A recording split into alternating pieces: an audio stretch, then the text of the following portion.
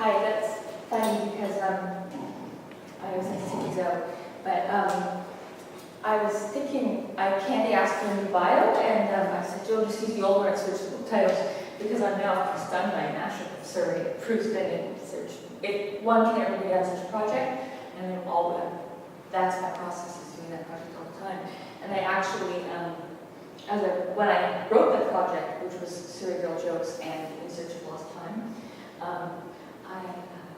I was working in Surrey, and then subsequently, after the project was more or less done, I just got a job working in Surrey, and so it was beautiful because,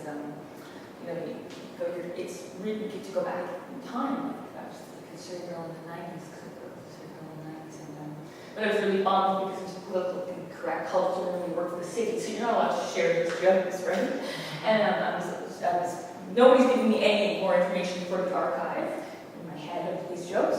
And then finally, just the other day, a security guard gave me a ride to this train station because I don't live in Surrey, though Surrey lives in me. And he said, hey, guess what? And I said, what does a Delta kid get for Christmas? And I'm like, what? He's like, a Surrey kid's bike. Oh, no, wait, I reversed him. A Surrey kid gets the Delta kid's bike. And I'm like, oh, and then he saw me in an audience. He's like, and what does a Surrey kid when she wakes up in the morning and like goes home? Because everybody knows that one, right? He's like, no. Thanks to the football team that takes the bus home. And I thought that was fantastic. Finally, I've been working for a year, I got something else in the archive. But I only mentioned that because Candy mentioned that project, which I really need a better title for because I like titles with spaces in them. And but it's called Strange Language, which I'm just very, very excited about as a title, but I haven't found a title for it yet. But regardless, that's a digression because I like to digress. But this is my newer book, which is called The Missing Field, and this is actually a picture I took. She's like my little show and tell. And this is actually by Joyce Skytrain Station. And this house, I'm sure, doesn't exist because I took this in 2017 in the fall. And houses like this do not survive in Vancouver. And everybody's like, wow, I want this house. I'm like, of course we do, but do you have $4 million to buy this lot? And I'm sure it's gone. The development sign's not shown. And this book is kind of about archives, but also I was interested in the concept of ephemera, which is the minor transitory documents of everyday life. And that's a very 1975 Library of Information Studies definition of ephemera. But I was very interested in ephemera because it's such a beautiful word, right? Ephemera, it's really nice. And also, like, you go and you collect postcards, or if you're like me and you can't throw a single piece of paper, you're like, wait a minute, why is that record, that city record, more important than this fortune cookie I got? Because this fortune cookie said your ability with language will open doors for you, or you know what I mean? It's things like that. So that's the premise of this book, kinda. But it also has keywords because we were speaking about keywords, and I like keywords. And then when I was writing, I started writing the chunks of both of these books in late 2013. I said that my favorite words were fragment, threshold, room, softest, turning, and girl. And then I wrote Sistina, which had been my project, my poetic project that I had never mastered because I took a writing class when I was 19. And you had to write a Sistina, it was brutal and painful.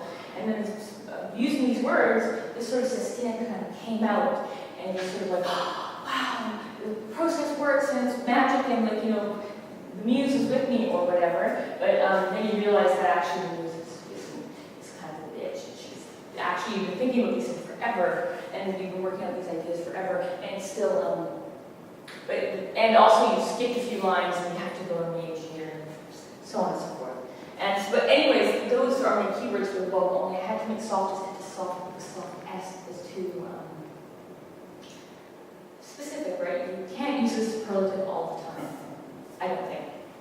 But this is my postcard, my dad's is just Sistina, and it's called Postcard. Hey you, this postcard, just like every other, is just a fragment of a larger journey. Stepping over the threshold of the plane, I entered this hot room of a country. Seen and tired, the desert seemed soft. The sand is sharp to touch, like turning hard snow with bare hands when I was a small girl. Old city, feet scalded, I gave my cracked sandals to a girl to mend the straps with leather. Each fragment into the sole she cobbled, her hands fast turning, the shoe Crippled father in the threshold of their apartment, a huddle of darkness soft at the border of their dark interior room. Within the jumbled storefront, there was barely room for movement. A dim light bulb over the girl shone out her smooth beige skin, soft as leather in her hands, as though she herself was a fragment of fabric, a spasm of ancient rubble. She spoke her price beyond the threshold of my hearing. I tossed notes of pink and purple adder, turning back into the walled city, narrow streets dense with men turning and twisting beside blue butcher shops and blue worship places to my room. Safe in my ladies' only hostel, the sign above the threshold promised respite, semi-private, while the lower bunk, a girl who spoke a language neither mine nor the city's, only a fragment of English when I showed her my transformed sample. Soft, like a mantra, she said it, the back of her tongue against her soft palate as though her alien mouth enjoyed the slow turning sibilants and fricatives, as though the word itself was a fragment of a great puzzle that would connect us, me and my roommate, my companion of chance and accident, this bewildering girl, smiling as though any moment the threshold of touching she might violate, as though the threshold I had crossed was read as invitation, soft, to strange lovemaking, some continental girl on girl. How easy it is in a desert place to mistake the innocent turning of a doorknob, the entrance of a stranger into a shared room. You must understand, traveling alone, you are just a fragment of your native self. Your body, sunburned, dusty, is the threshold, turning your resolve soft as her hands on my hungry wrists in that room. I really wish you were her, this strange girl touching this tired fragment. So, those are my keywords. And this book I wrote is for my bitches, because I always have these. I have this very lucky thing in my life that. Women will appear and I'll get very attached to them and they're quiet and introverted, which is good because I'm introverted. I get very attached to them and they're always born between November 25th and November 28th, without fail. And I don't know why this is, and they always have 3-syllable names. And I like, because I was raised in a good, strong religious, I was raised by wolves and not in a good Catholic school. I have to try to make meaning where I can. So this book is dedicated to these 3 women and to my sister, even though poetry is none of her business, as she says.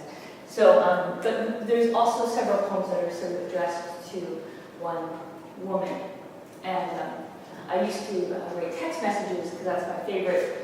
When I think about the data apocalypse, about all the data we're losing, and one thing we're going to lose is a lot of beautiful text messages, and I remember, do you remember when BlackBerrys were still the thing? And that was not long ago, and I developed what I call texter thumb, because nobody told me about autocomplete, and nobody told me that texting was about for me. See you at later with an H. Nobody told me that, so I would sort of fall in love with people with text message or write this one. And then anyways, when I was 4 years old, what happened was I felt like my hand deformed, and I gotta stop doing that. I gotta start, brevity is wet, right? Kind of so, okay. And this is called the text message sent from companion books. This is an awful lot of this is when I decided I had to stop. I have resolved to cut down on texting you and buying books of poetry. Math, as I've stated, is not my strong suit. But if there are 5,000 gambots within 90 pages, what is the estimated price per word? It's dearer, I'm sure, than square footage in Cole Harbor. But still, location, location, location.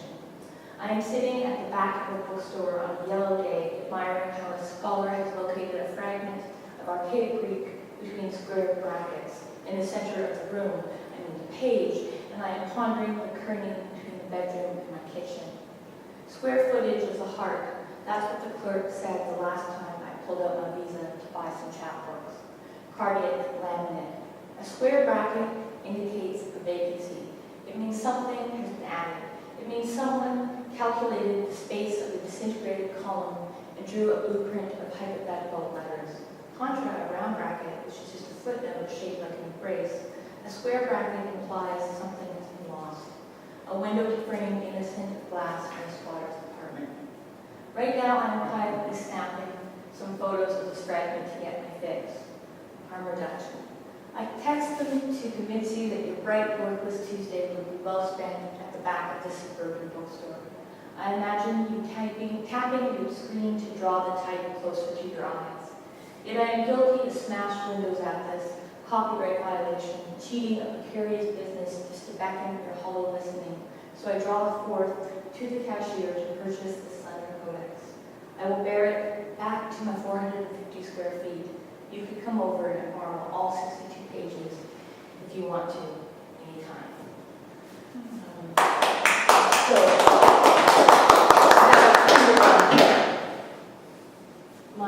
It's kind of a very missing, sad poem in a way.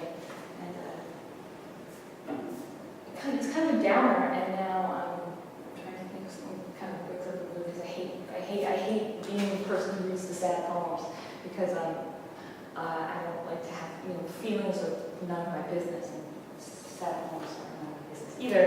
So I'm going to read something totally different, or probably not so different, because I only write about the same 5 things, sadly. But this is because I was talking to Candy about how nobody likes me. And I wasn't talking about that. But very frequently, I've noticed that whenever you think someone doesn't like you, I said this to my psychiatrist once, and he said, well, 30% of the world is never going to like you. And I was like, me? And he's like, well, no, anybody like you. If you're a person in the world, 30% of the people are not going to like you. Like, you just can't make everyone like you, which is a hard thing for some people like me to hear. But then he saw that I was a little crestfallen, I was like, you're pretty likable, maybe it's 20%. And then I was like, 20. And then I'm like, wait a minute, it's not that many more. He's like, actually, it's this many more, millions of people. And I'm like, oh, because I can't do figures in my head. Okay, so that's But what's really interesting is I always think about that, whenever people say that no one likes them. And the other thing that is interesting is that I've noticed when you put things in a poem that, like numbers or statistics, people will believe anything you say. And this is like, so I was on to fake news so early. And I'm still a proponent of alternative facts. Like, I still think that, like, the current climate is ruined for all of us, right? Like, but, we still need to not be so, like, alternative facts would be okay. Every time people read this poem, they'll be like, are these things true? I'm like, no, but there's a percentage, so who knows? Okay. And it's called My Psychiatrist as a Math Major. And it's got some figures. Percentage of people who won't ever like me, 30%. Percentage of people who will suffer depression in their lifetime, 25%. Percentage of patients for whom antidepressants will be efficacious, 20%. I love the word efficacious. I can talk about that after. Percentage of patients for whom antidepressants will act only as placebo, 80%.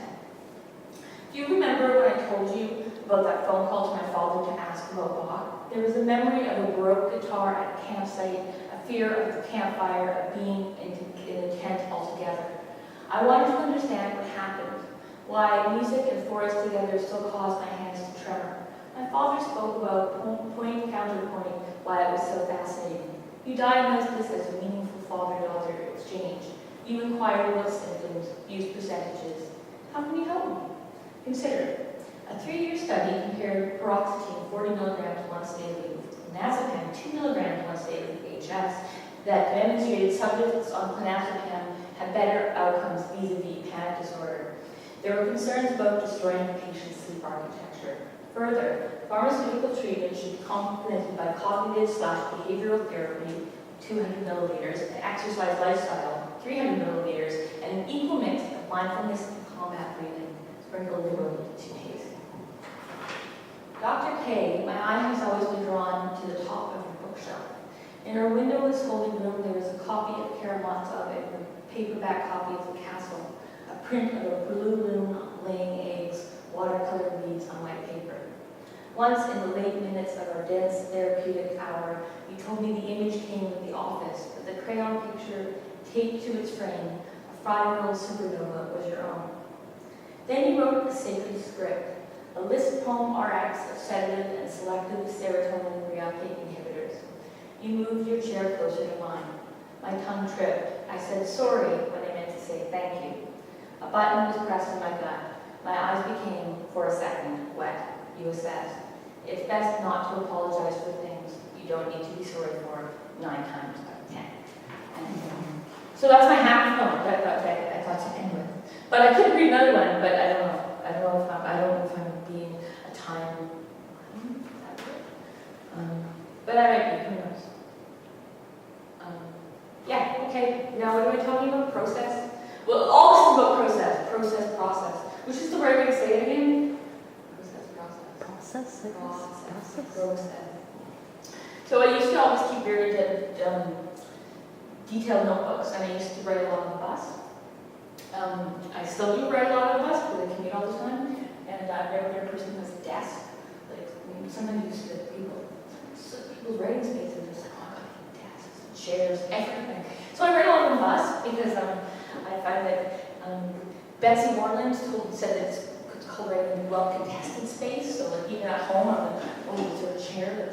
I'll just sit on a chair I mean, I like to cut and paste a lot into notebooks, and I used to have dedicated notebooks for the writers of the poets I was reading, and I would do things like, I'm going to have cookie experiments that read nothing but poetry for a year, and I'm only going to read proofs this summer, and sort of see what happens. But those things always fall apart, so I'd say it's pretty much a process in flux. And now I'm trying to figure out how to write in secret, so like Google Docs. But I know that sounds weird, that's the least secret way you can write. But I had a joke that I wanted to stop writing poetry and just do selfies because it seemed a little less self-indulgent. Then I'm like, wait, you don't have to choose. You don't have to choose. You can do both. So I'm like, I can use them both. And so I think the cool thing about Google Docs is that even though it's more, it's obvious that everybody has access to it. Like the powers, the archons, whoever runs Google has access to your Google Docs and your selfies, everything. But at the same time, it's not physical. Like I don't think because I don't have it in hand. It's on a pile of notebooks. It really seems hidden. So I feel like I'm working on a secret manuscript right now as well, and pondering the ephemerality of that. So that's about process.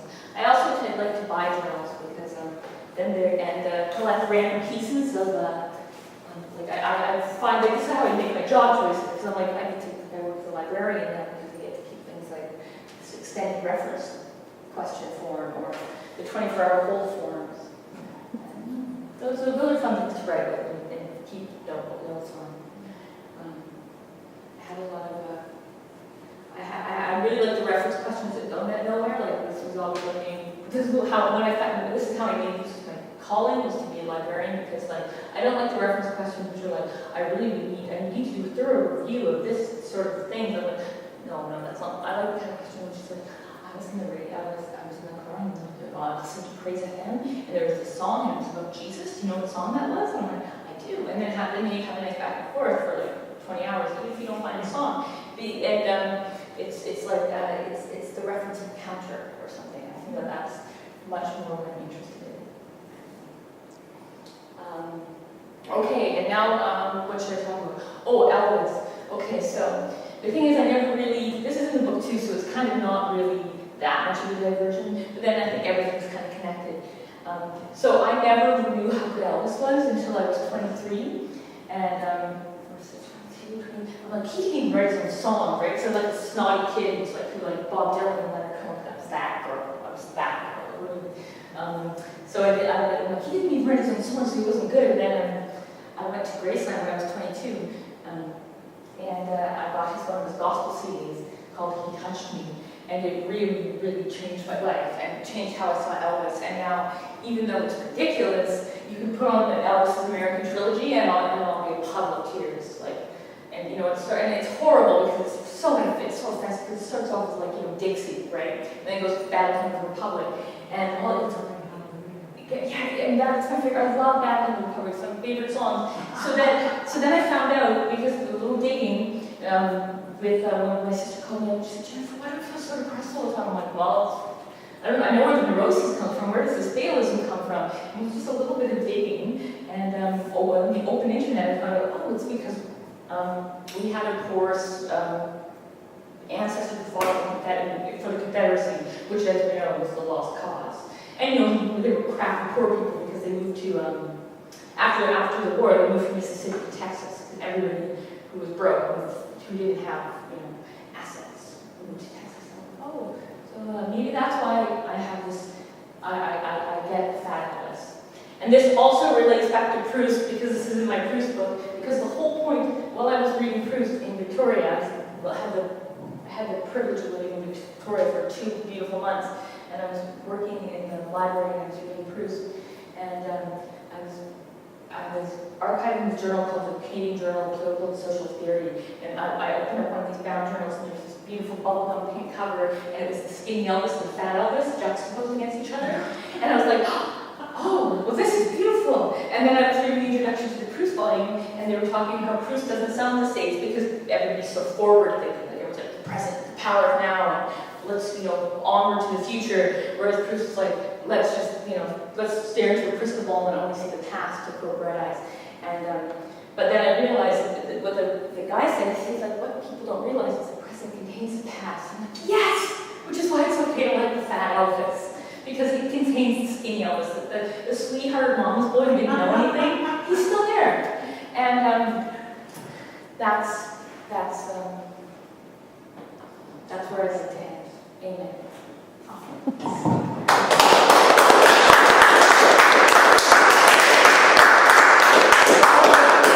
Now what? Questions? Oh, are there any questions, or would you like maybe have a prayer? Sing some hymns. Oh, does anyone know all the verses to the Battle Hymn of the Republic? One of them is like No, some of them. it's really good to work. It's worth looking up. It was originally a poem published in the New Yorker by Julia Ward Howe, which I learned from listening to Ken Burns and I fall asleep. Do you do stream of consciousness? Yeah, maybe unintentionally. I think unintentionally probably stream of consciousness. I like the word stream because it's one of those great words that's getting transformed, because we're not going to know what it means in like 50 years. Like people will be like, what's a stream?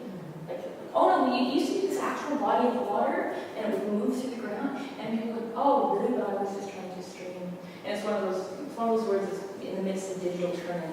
And I think the only really beautiful word that tech has given us so far is the word lossless, like lossless compression. I think I want to call my next book lossless compression. I mean, it's horrible to say because we've had so many S's, and if you have any problems, the teeniest problem with S's, and a lot of people do, but lossless, how can something be lossless? Like if you're going to compress something, you're going to lose something. There's just no way around it. But, lossless, it's such a nice term, and I think it's so when kids. So yeah, you do stream of consciousness. Yes, awesome. It's like lossless. We won't know what a stream is. What's the other one that we won't know? Because streaming, streaming is one of those things where it's become a verb, it's become instead of gerund or a participle. Streaming would be, I forget which is a verb now, which is the other one, a verbal adjective. But I think we'll lose streams. And field, that's why I like the word field, because field is so many different things. And it takes people obviously in the same field of information, but also like a field where you plant things, where you can also miss things. Wow, that's so great. Yeah. Thank you. Right. Thanks. Thank you.